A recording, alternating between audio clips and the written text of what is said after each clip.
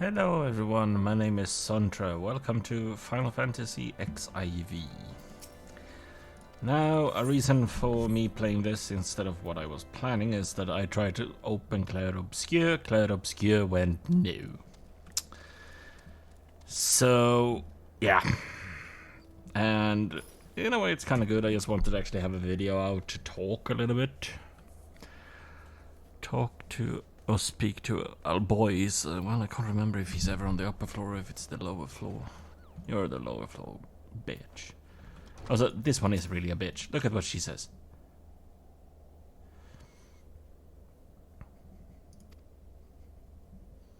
No. For once, she says not a bitch. She gets really pissy with you later, though. Anyway.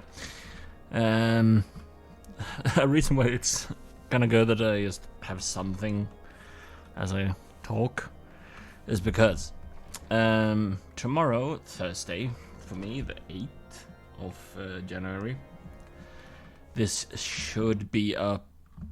I don't know why I press those buttons. God damn it. There we go. Don't know why I pressed like that. Tomorrow, for me, I have 2 job interviews. One is at a steel factory, being a forklift driver, and the other is work at a business that makes, you know, those roof tiles, they like the brick things that you put on the roof, and the thing is also then, if I get that job at the roof place, I will work 4 days, be free 4 days. Meaning I will have a really hard time keeping up a 3-day schedule unless I pre-record a lot.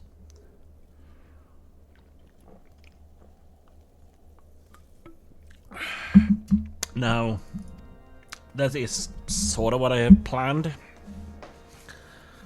Because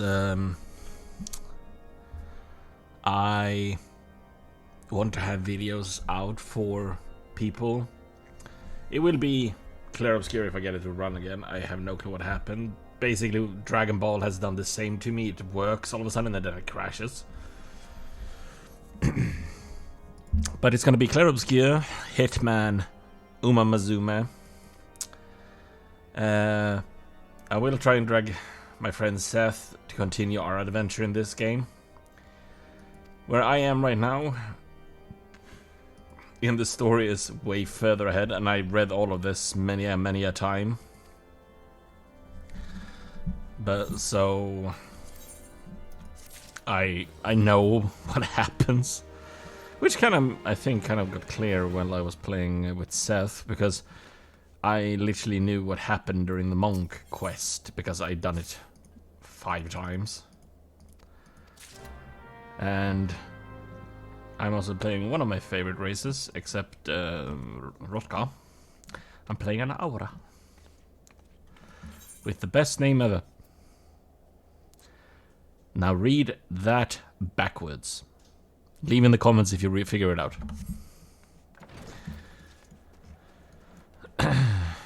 But yeah, it's like I am a bit nervous. I haven't had been at a proper job interview since, oh god, it's been about 10. It's been 10 years. Fuck me. I've been working for the ice cream company I work at normally. I've been there since 2016. So this is my 10th year in that company. And as many of you know, I don't like the job. It's annoying. I work way too fucking much. I feel constantly like I do more than I should. And I feel in a way that I'm being kind of used.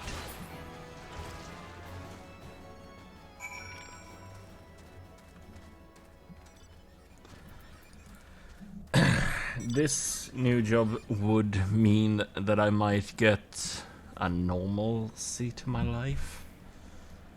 I mean, like, yeah, sure, working 4 days, and it's gonna be like 12 to 13 hours a day for 4 days.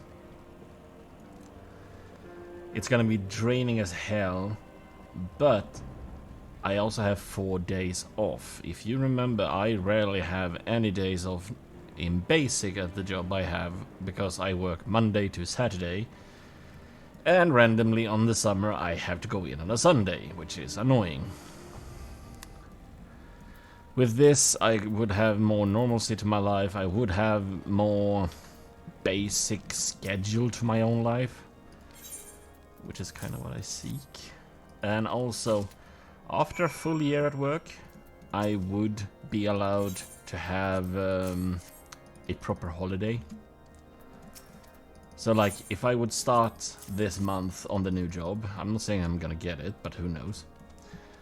If I would start that job and actually start working, tunneling through the days, and I work there for a year, then I know that next year, come summer, I can literally talk. I literally can just hand in papers and say like, "Hi, I want to have my weeks off,"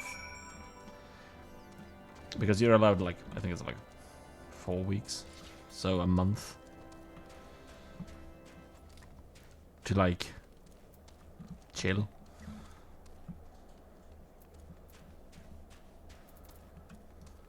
Which it will make my life better. Also, I hate this fucking house because I always get confused where people are standing.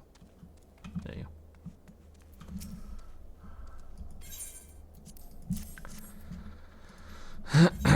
So yeah, it would make my life better. I'm also really worried because I've been at the same job for so fucking long.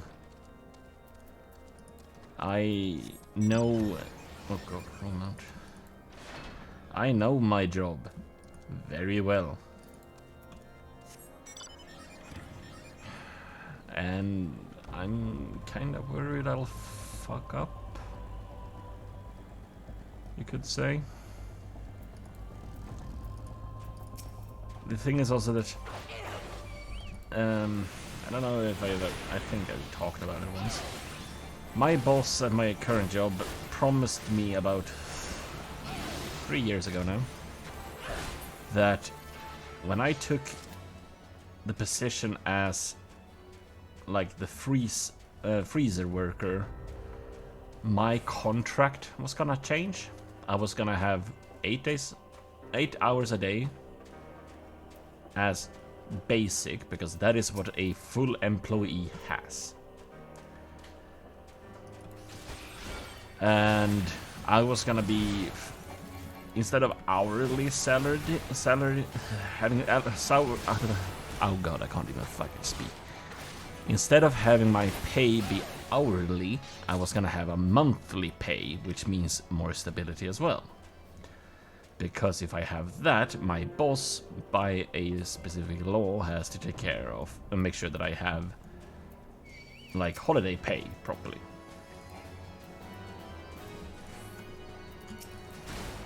And,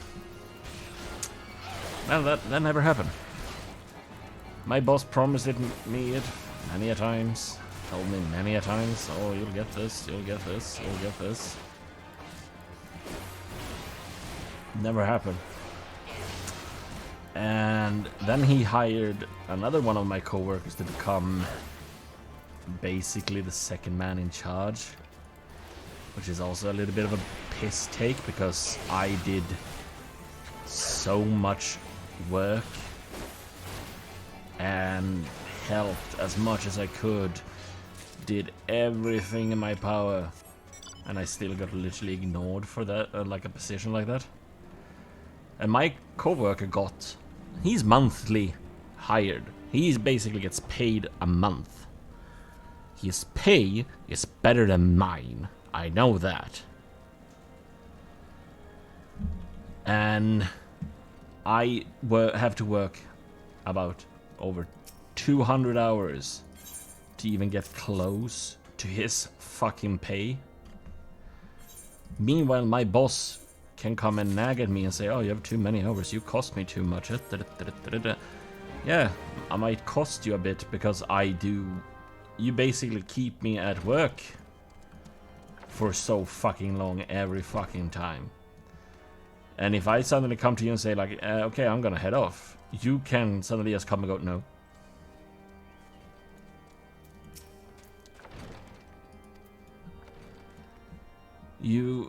It's basically like, I'm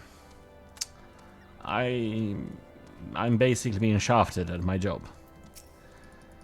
And the only thing that basically makes sure that I stayed at this job has been because I know the job. I have a stability thing there that means that my boss can't just fire me unless he wants to be sued. Because I have worked for so long that he can't come up to me and just say, we don't have the money anymore for manpower, you need to go. If he does that, I can sue him and he has to fire one or two other people before he even thinks of firing me.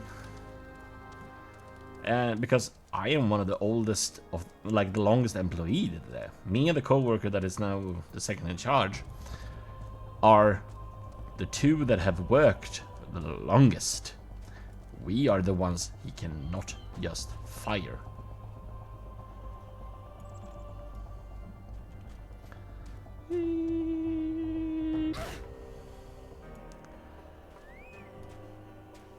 So but yeah, I still basically just I just feel like I'm constantly getting basically treated like a servant, to put it mildly. And I'm kind of sick of it. I've been for many years now. So I hope I get one of these two jobs I have interviews for. If I do, I'll go from there on how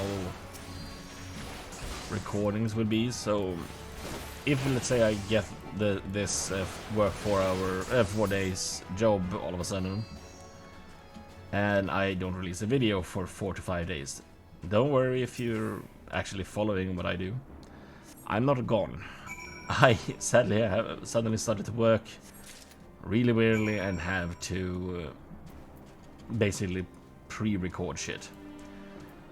When my first like 4 days would then arrive and I'm off work, the first day I might just sleep if I can. And the second day I'll basically try to pre-record like 2-3 videos. Just so I have. And the first one then I will just say sorry for lack of video, I'm back.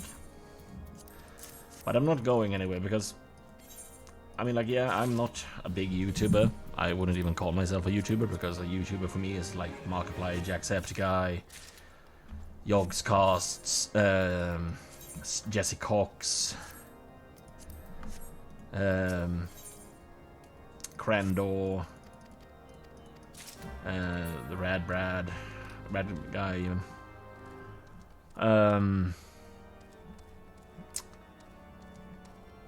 And yeah, but I still enjoy this. I mean, I just enjoy doing all of this.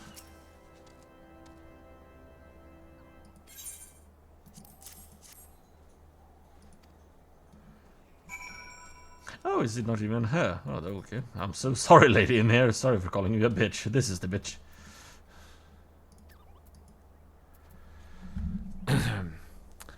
But yeah, I kind of wish this was my full-time job, record, because then I would literally just put all I can into it, record videos. I would even fucking go so far, I would fucking record horror games, even though I hate horror games, because I know they're fake, I know they're not real, but my mind goes, no. It's like I have the first, second, let's say I have FNAF 1, 2, 3, 4 and sister location, if I remember. I hate horror games. I love FNAF because of the lore. I've watched Markiplier's videos, I think about 20 times each or more. I watched all of the game theorists' videos about FNAF. And I love it a lot, and when I saw the games pop up and saw Markiplier play the first one, I was like, yeah, fuck it, I'll support this game because I love them. So even though I don't play them, I have them. Don't ask me actually why I did this. But I mean, if this would have become my full-time job, I would love it. But can't have everything in the world. But I'll still happily record for you all as much as I can. And I said, if I would get this new job, which I hope I would do, even though I'm horrified that I will, it's basically that little concept of I'm so used to what I do and how I work that I'm scared that something will fuck up. And I'm rambling a lot in this, I am so sorry. I should have really just written like, talk about this, jump to this, go to this, but here we are.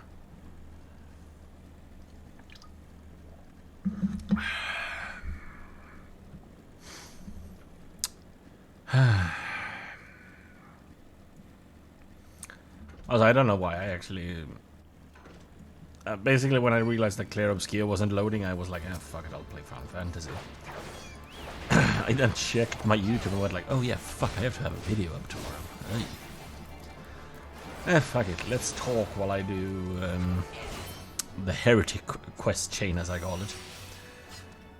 Also, this is a part we're gonna come to in the video with me and Seth, because every Final Fantasy section comes to the same point after a specific place. I am basically at a part where you have to find an airship. This man in blue over there is a heretic, but he blames everyone else for being a heretic. And this fucking people of Ishgard, a big-ass city, seem to think everyone is heretics if they don't believe in what they believe in, and that if they go against the guy I call the Pope. You'll learn this through me and Seth's playthrough. I also play this with Japanese voice acting because, as we said in the English ones, the English one is not bad, not at all. Some voice acting is cringe, like Kane Sene from Gridania. She's a good voice actress, but she's cringe because she's monotone. She has no emotion. The Japanese voice acting in this game have constant emotion.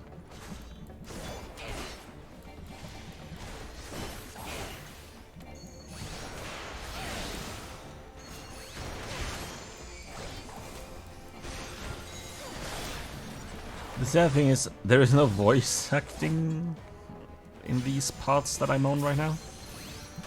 The next voice acting will come... oh god. Much later on.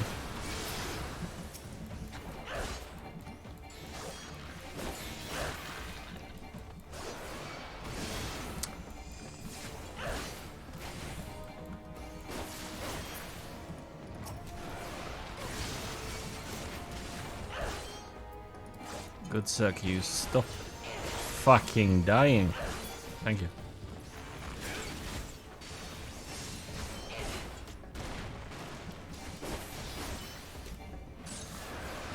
This quest is not really fair because you have this one healer that does good healing. But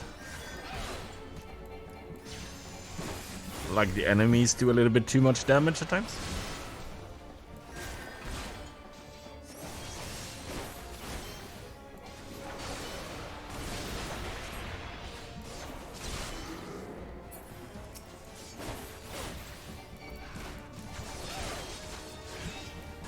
And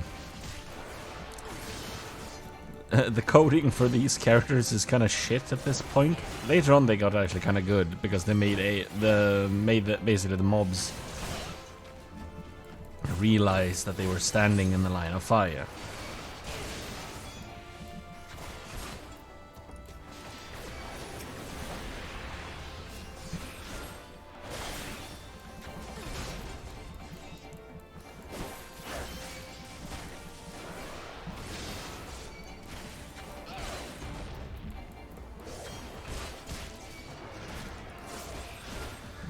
But at this point, AI, it's not even AI, it's coding.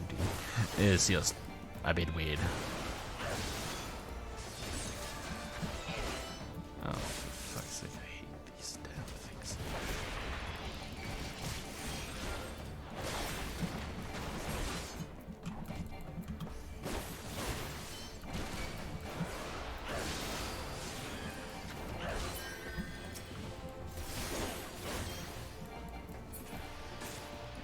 There we go.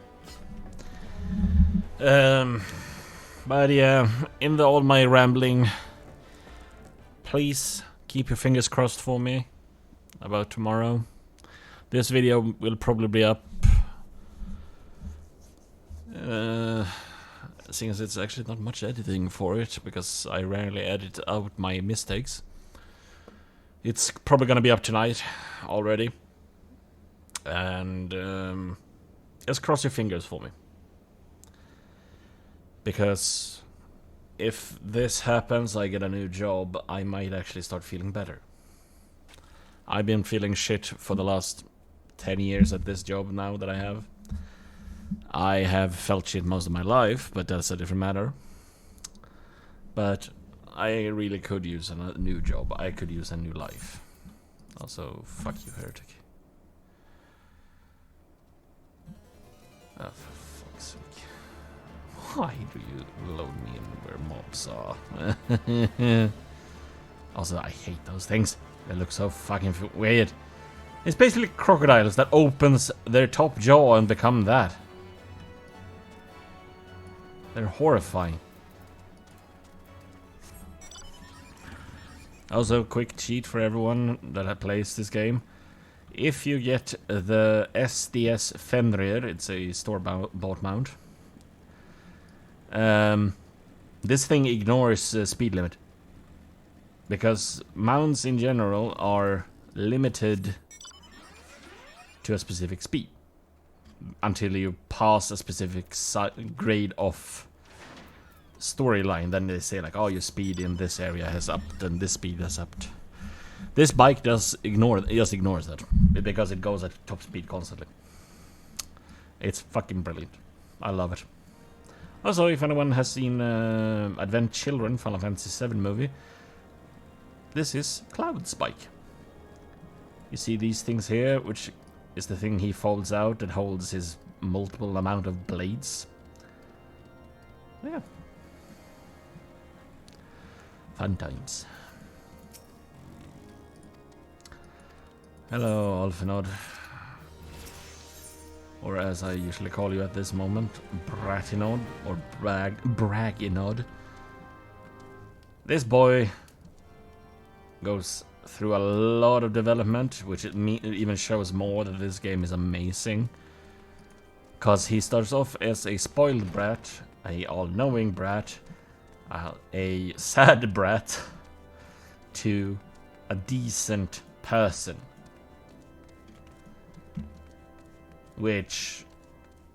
is really fucking hard to actually make with a character, but they managed to do it with Olfenal. Yeah.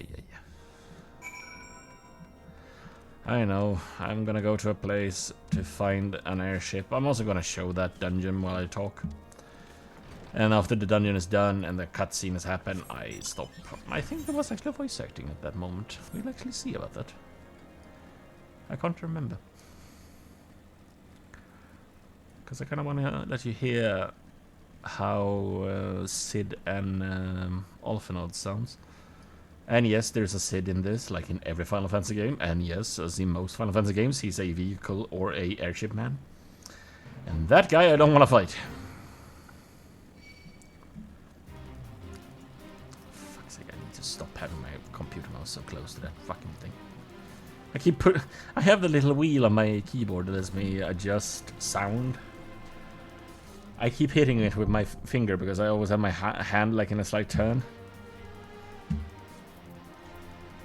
Also, one thing this game has added a few patches ago, actually, now, is this. You can usually go into dungeons with AI. AI. Fucking hell, why do I keep saying that? With NPCs. So you can see I can go into Sestasha, the Tamtara, Copperbell, Baal, and etc, etc. Also, I do like how, if you look at the pictures here, these are... you see here, they're an eager character at the moment. Here they have joined. What I know it's Scions, but I say Skyon because it sounds better in my head. And they basically upgrade. I like that. But we're going to Stoneville. A frozen hellhole full of dragons.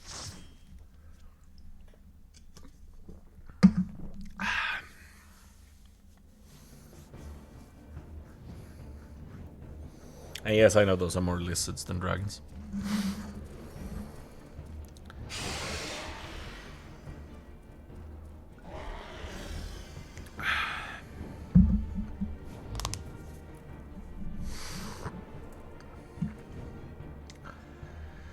Here we come to wreck the day.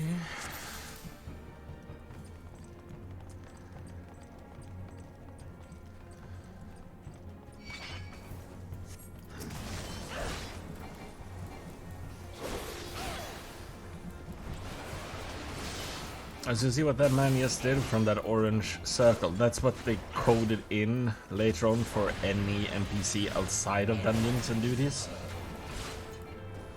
Which is a godsend, because my fucking god, at some missions, you do everything correct. The mob stands in shit that you can't control and they die, and you fail. And as I think we said that in the English video, I'm literally in a realm reborn right now. The first, like, story of FFXIV after their big redo. Seeing as there was a Final Fantasy FFXIV before that didn't go too well. But it had a massive ending event, which was... I can't remember what the battle was called, but you're basically stopping the Empire from using Dalamud, which was a big moon / prison that contained one of the strongest fucking dragons that has ever existed. And that dragon was also a summon. The thing with summons in this game, at least the wild ones, is that they will temper people, basically make them mind controlled. If you get tempered, there is no cure at this point. You are basically a slave to that, like, summon that you see as a god, and nothing can change that.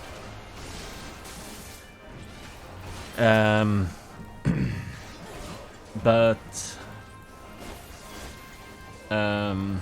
At this, I mean, like, Realm Reborn was a piss take before. At a specific point, I can't actually remember when nowadays. There was literally a quest chain that was you going to a person, talk to the person, go talk to another person, go back to the first person, go talk to another person, go back to the first person, go talk to another person, give a person a thing, go back to the first person, go back and fetch a thing for this person, and go back to that person again. They have chopped stuff like that out. Thank fuck. They've also given people these things, called a Vesper Bay Aetherite ticket. You didn't have those before. You had to fucking run all the way back and forth, because in back in the day, Realm Reborn, you could not fly. Literally, you could not fly in the Realm Reborn world at all. You could not only fly in Heaven's Ward forward. They changed that, luckily enough. So yeah.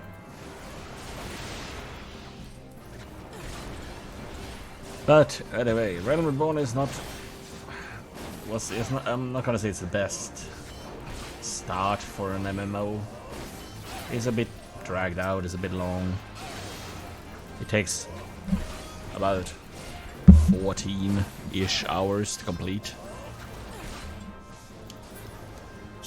Unless you have friends and you all just plow through everything quickly as hell. Sorry for a second, I have to pour a drink because my throat is semi-dry.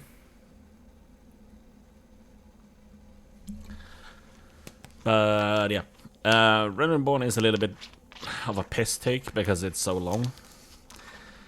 Heaven's Ward is when they showed power of story.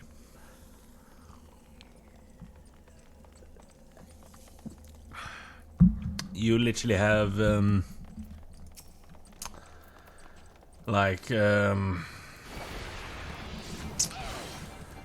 god, what to take for example? Like these people that have had all of this, the heretics, as I say. There's a story in there with them that is about an old dragon war. The war against the dragons. Ishgardians did something horrible, hid the truth, and generation after generation after generation of the people have literally been believing that they did nothing wrong.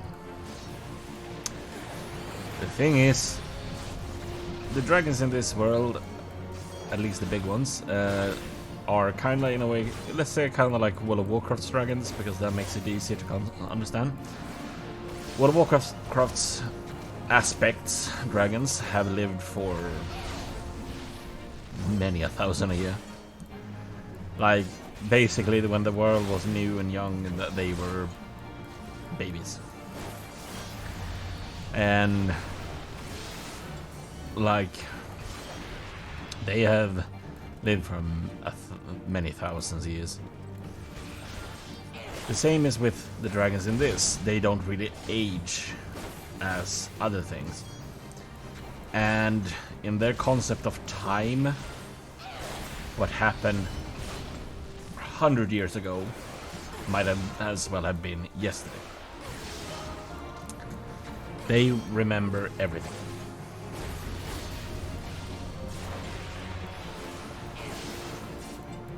And the dragons knew what happened. They wanted to basically fight the Ishgardians, and this whole Heaven's Ward story is about you trying to end this war. Which is a really well written story, I can say that. Then you enter Stormblood, which is its own... Oh look, Prince of Persia. It's its own little like story. I say that in the concept of that it's... People got kind of confused, and also it starts with one of the saddest fucking parts in the beginning. That is one thing this game does a lot of, and if you play this game, I don't care if you're the machiest man, woman ever in the world, there's gonna be scenes in Heavensward, there's gonna be scenes in Stormblood, there's gonna be scenes in Shadowbringer, there's gonna be scenes in Endwalker, and in TrackTribe, where you will cry. And if you don't cry, you can fuck off. I have always said that I never really get attached to characters in games. This game fucked that over. I cried my eyes out at some moments. There's a specific scene with a man that shall not be named, that basically he becomes your biggest support. He's your biggest fan. He calls you his best friend just because he admires what you have done for the world. Something happens to this man, and when that scene happened the first time, I told one of my friends that did the rudest thing ever. Basically, you have to do a duty for this cutscene to happen. And my friend did basically what is a unwritten law. If you see someone that is new to the game that comes and goes, I have never done this before, you say after that duty, enjoy the main story quest, have fun. Because right after that, the cutscene is heartbreaking. If you have seen Joe Cat did a quiz thing with Jessica Cox and 3 other people that I actually don't know who they are. Sorry. But they did a quiz thing and mentioned this little scene moment. It's called The Vault, the dungeon, or duty. And an unwritten rule is literally, as soon as someone is a sprout, basically a new player, I have never done it or anything at all, you say, good luck, have fun, enjoy the main story quest after that specific duty. Because everyone that has gone through Heavensward knows what happens. And it's heartbreaking. And I really mean heartbreaking. Same thing when it comes to Stormblood. There is... the main part of the story has its humor, the main story has its sadness. There's gonna be a moment in the aftermath of Stormblood leading into towards Endwalker. Shadowbringer, sorry. That is... let's say it like this. There's a villain that you feel sad for. And I mean sad for. You will cry because a man cries as hell in that. Shadowbringers, same thing there. There's a deep story that you get attached to. You get attached to the characters. You get attached to the story. Come a specific point, you get told a little text line that my friend Seth has on her Discord as her like profile tag text, which is "Remember us. Remember that we lived." That moment, cried my eyes out. And they have changed this a little bit now, so now you actually have to do a raid called the Crystal Tower raid. Before you could literally go into go through everything without doing this. Nowadays they literally say like, if you don't do this, you'll be fucked. Do it. And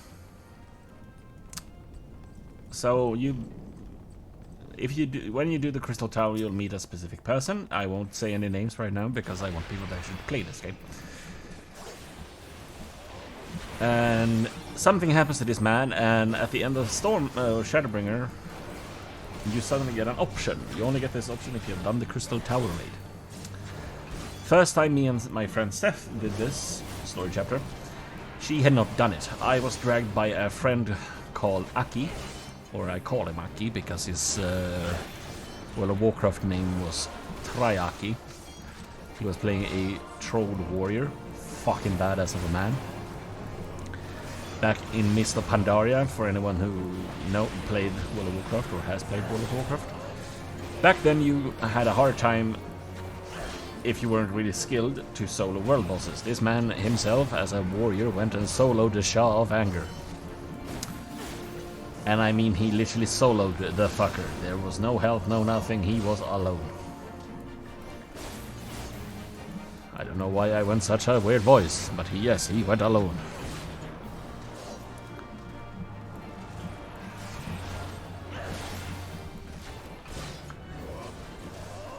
And he hasn't played World of Warcraft now for years. He's one person that also dragged me into this game, except my ex that dragged me into the game as well. And now this is not an ex that I think I've spoken about before that was a bitch. This is an ex that I'm still a friend with. And basically, when you do, if you haven't done the Crystal Tower moment, you get to a specific point in Shadowbringer, which is basically 3 expansions after this story, because the Crystal Tower is a Realm Reborn raid. If you basically haven't done that Crystal Tower, you miss an opportunity of story that is so important that it's insane. You call someone's name out, you say something to a specific man, and my fucking god, the emotions flow.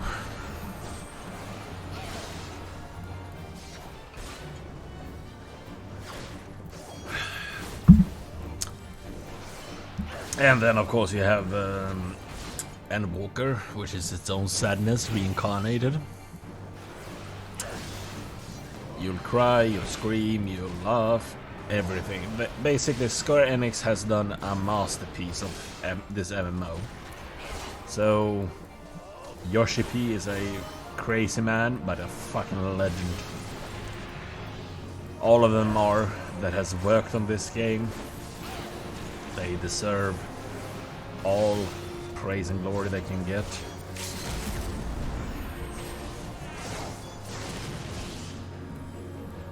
And yeah, I mean, like, there's not more. That's more I can say. They've done really good. Oh Jesus Christ! I look like an Ishgardian. Heretic. We're slowly coming to the last boss. Then this is over for you guys. I'm so sorry. But yeah. Then come Dawn Trail. I know people hated Dawn Trail mostly because they changed the concept of the story. Throughout Realm Reborn, Heavenswood, Stormblood, Shadowbringer, and Walker, you have been the priority of the game. In Dawn Trail, you become a mentor. For many people this was wrong, because your character is meant to be the big special person of this universe called a Warrior of the Light. If you want to know this lore more, it's better to watch another person, because they can explain it a lot better than I can. But in Dawn Trail, you are basically just a mentor. You're an adventurer that has gone through shit. You're probably suffering the worst PTSD in the universe. But yeah, you're basically just plowing through. And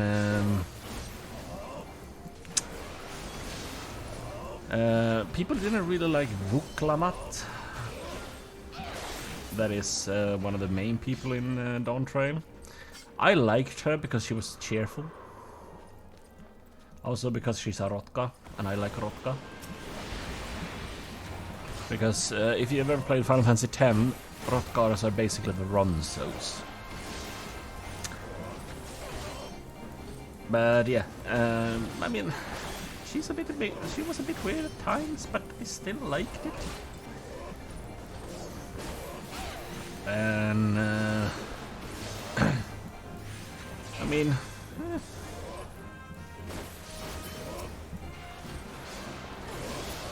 who cares? Yeah, I mean, like, basically they had gotten to the point where what can they do without resetting you? And resetting you in an MMORPG storyline is the worst thing they can possibly do. You become a mentor. I like that. Our characters have gone through hell. They have gone through torture, basically. our characters should be allowed to just now on through and be happy.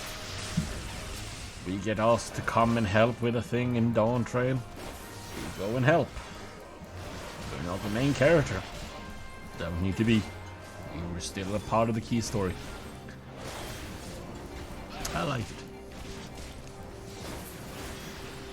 And then, one storyline. Me and Seth are gonna do this storyline because I want people to see it. We might not do it in Realm Reborn right away. We might do it when we've hit Stormblood, because then we can progress the story a lot. Whee. But we're gonna do a storyline called The Manderville, or The Gentleman. Oh look, it's the Enterprise and suddenly a dragon.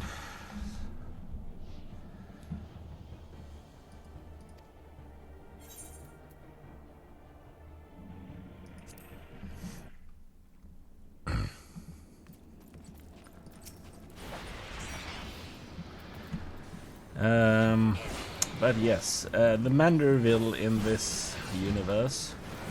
I can't say that I remember. No, there has never been a Manderville in the other Final Fantasy games, because most Final Fantasy stuff is actually in this game as well. Like the latest patch literally had Final Fantasy IX's Treno, which was amazing. So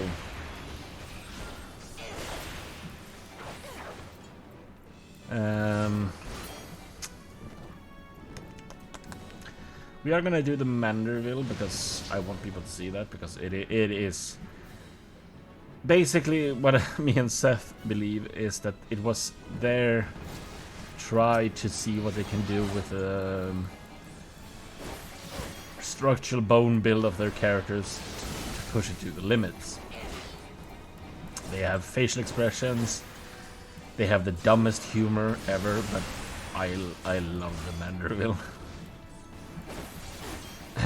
Even their stupidest song they have in that is literally sorry for this, by the way, because I can't sing full of shit. A Manderville man, doing what only a Manderville man can. From Querthas to Thanalan, a Manderville man. And with the best dance in the world. You get these dances for just completing the stories. And it is such a... it's such a good story. It's so fun. I've done it many a times now. I still love it. Also, if you want to, in Endwalker, if you want to actually get a specific legendary weapon, or relic, as it's called in this, you kind of have to do the Manderville, which is also like more hilarious, because people have hated the Manderville story because it's so insane, because it's not connected at all with anything in the world.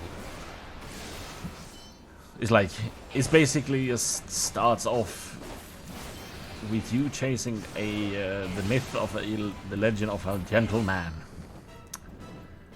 and then you suddenly stumble upon a man called Hildebrand, and then you also stumble upon his secretary. You suddenly stumble upon his dad, and the dad is also the owner of the Golden Saucer in this universe. He's also the world's best renowned goldsmith. It is insane. We are gonna record those because I want you all to see them.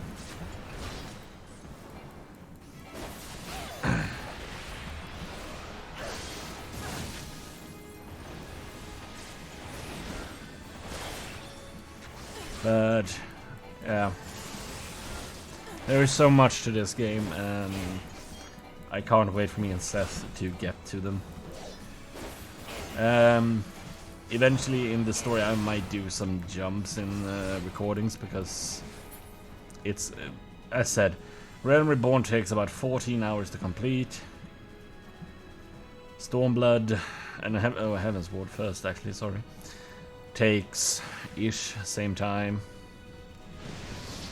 Going into Stormblood and Stormblood itself takes about the same time. But I'm gonna record as much as I can, and we're gonna connect it all. I kinda wanna just record it, and fuck's sake, something. And just to hells with it, let you all see everything. But we're gonna do pretty much everything we can in the playthrough. There we go. And also the best thing with this game, except sadly seeing a dragon dying, is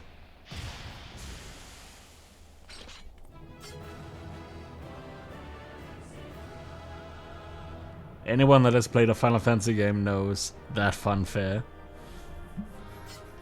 Every time you beat a dungeon, you get that. I love it.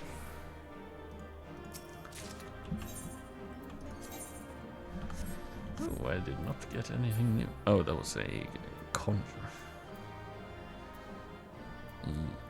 Let's see if they... I can't remember if they talked here. Let's see.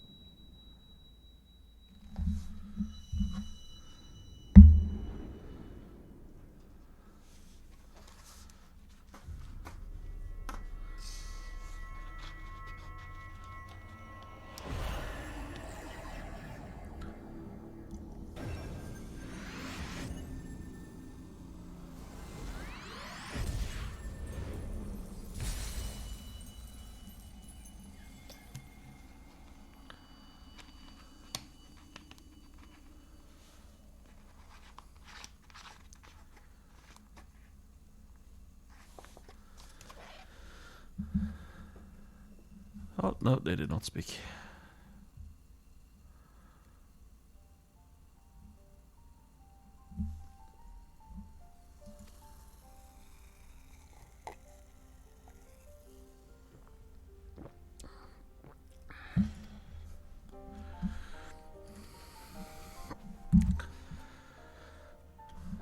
Oh well.